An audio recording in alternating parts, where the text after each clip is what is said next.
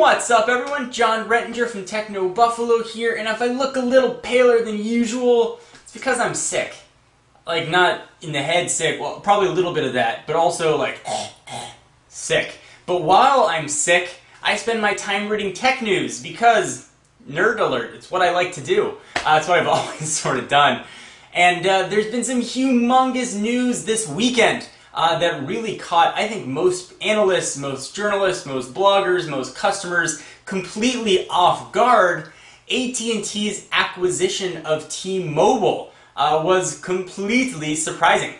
So I wanted to run down the facts. I've been getting a lot of questions about what this is going to mean for the consumer, and I wanted to sort of share my opinions and thoughts about what it means for you. If you're a T-Mobile customer, you're an AT&T customer, or you just follow the cellular industry, there's a lot to absorb here.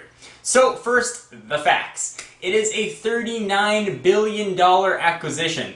That is a lot of zeros. If you think about $39 billion, that's not a small chunk of change. Now, if you look at it on the grand scheme of money in the world, it's a pittance. But $39 billion is $39 billion. Holy smokes. And it's going to serve probably close to 130 million customers now, this combined powerhouse of AT&T and T-Mobile. So how does this deal break down? T-Mo News is reporting that T-Mobile's parent company, Deutsche Telekom, I may have massacred that pronunciation. If I did, tell me how to pronounce it properly and I'll make sure I correct it in the next video, is going to get $25 billion in cash money for that T-Mobile acquisition. They're going to get $14 billion in stock, which is going to make them an 8% stockholder in AT&T. So, just because this purchase or intent to purchase was announced, first does not mean it's going to go through. The Department of Justice has to do a very thorough due diligence, and you may hear that term due diligence used quite a bit. Essentially what that means is just do a ton of research and make sure that this is not going to create a monopoly.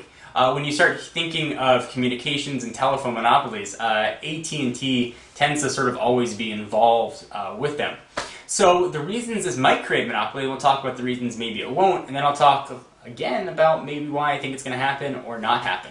So there are right now two generally prevailing cellular technologies in the US. There is one which runs on a CDMA network, which just doesn't use a SIM card, and 4G aside, that is how Verizon and Sprint do their networks. It's CDMA, no SIM card.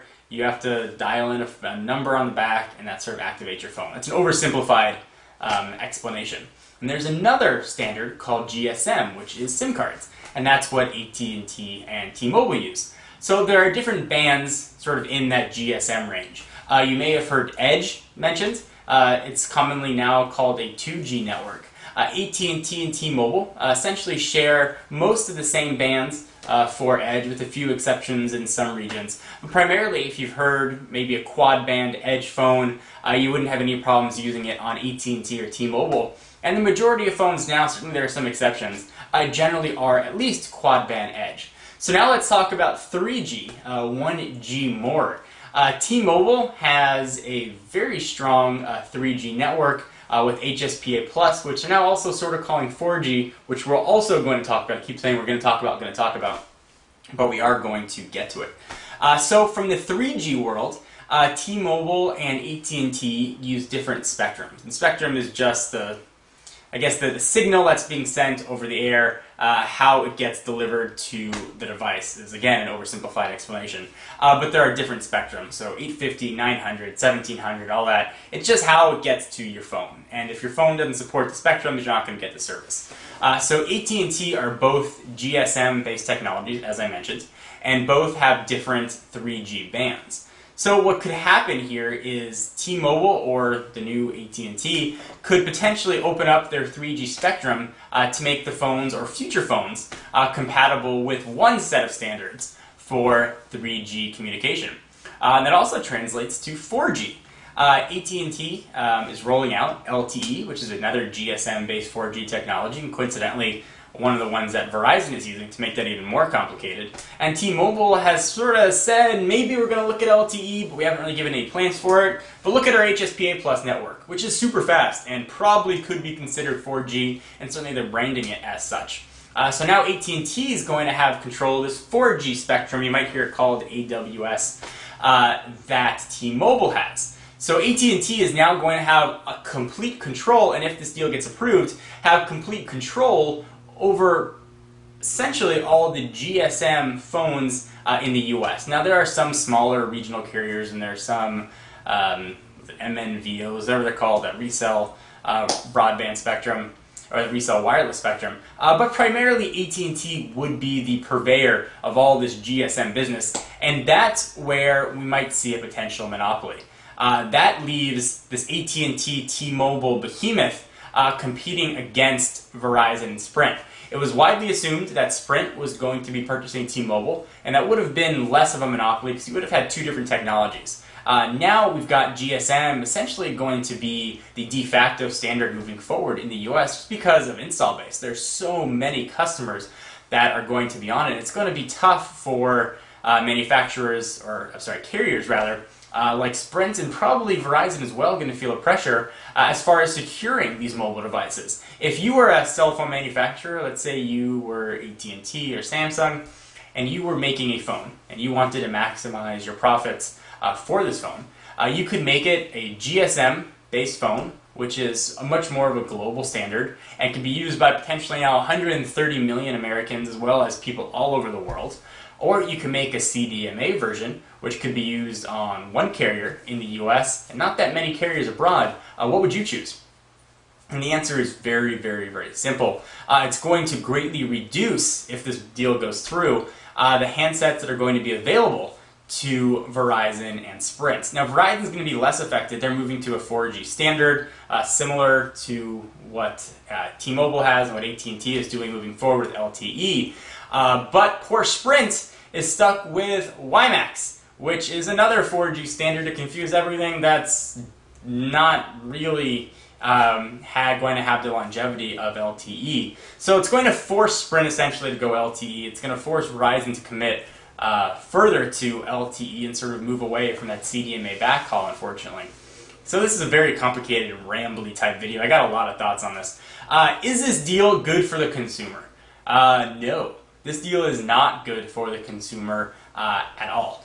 You're going to have a lot more phone choices, certainly, on this new AT&T mobile network. I like that, AT&T mobile network. Certainly there's going to be a lot of phone options available, but there's going to be less incentive for this behemoth to compete.